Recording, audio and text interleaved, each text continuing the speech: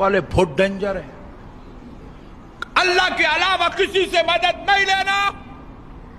غوث سے مدد لینا شرک ہے, خواجہ سے مدد لینا شرک ہے, علی سے مدد لینا شرک ہے. صرف اللہ سے مدد لو. اللہ نہیں دے سکتا کیا؟ ایسا چیخا مارا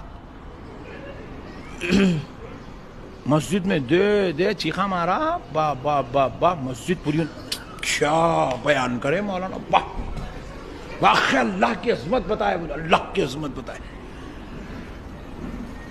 رجب کا مہینہ تھا, خوب بیان کرا. شعبان کا مہینہ تھا, خوب بیان کرا.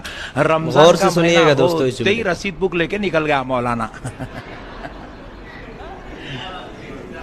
ہما کو بولا غوث سے نکو منگو, خواجہ سے نکو منگو, علی سے نکو منگو, حسین سے نکو منگو. رجب بولا, شعبان بولا, سب بولا. رمضان میں خود ہی رسید لے کے سیٹ کرنے آ گیا. ایک مولانا بازو والے بہت ڈینجر ہے. اللہ تعالی ہدایت نصیب فرمائے ایسے لوگوں کو. ساتھیوں, کسی شاعر نے کہا تھا کہ انداز بیاں گرچہ بہت شوق نہیں ہے, شاید کہ اتر جائے تیرے دل میں میری بات. یہ جناب احمد نقشبندی صاحب ہیں جو بہت ہی مشہور و معروف ہیں, اور ان کی شخصیت سے ہر کوئی واقف ہے. اس لیے واقف ہے کیونکہ یہ جب بیان کرتے ہیں تو انداز بڑا نرالا ہوتا ہے. جیسا کہ آپ نے خود دیکھا, اہل توحید کا مذاق اڑانے میں, کتاب و سنت کا مذاق بنانے میں یہ شخصیت بہت ہی زیادہ معروف و مشہور ہے. میں دعا کرتا ہوں کہ اللہ تعالیٰ یہ جناب کو جو ہے ہدایت نصیب فرمائے. آپ غور کریں کہ کس طریقے سے یہ لوگ عوام الناس کو گمراہ کرتے ہیں. پہلی بات تو یہ ہے کہ انہوں نے جو شروعات میں جملہ کہا کہ بولتا اللہ سے مت مانگو, اس کو ایک مذاقیہ انداز میں ہے نا, مذاقہ خیز طریقے سے اس کو بیان کر رہا ہے.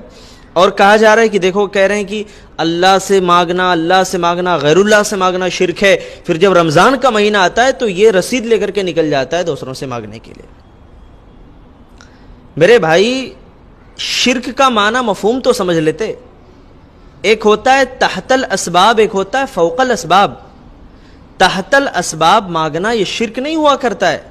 بھائی تم مذاق بناتے ہو, کہتے ہو نہیں بیوی سے ناشتہ مانگتا ہے, وہ کیا شرک نہیں؟ کیوں شرک ہے؟ وہ کیسے شرک ہے؟ وہ اس چیز کو دینے پر قادر ہے.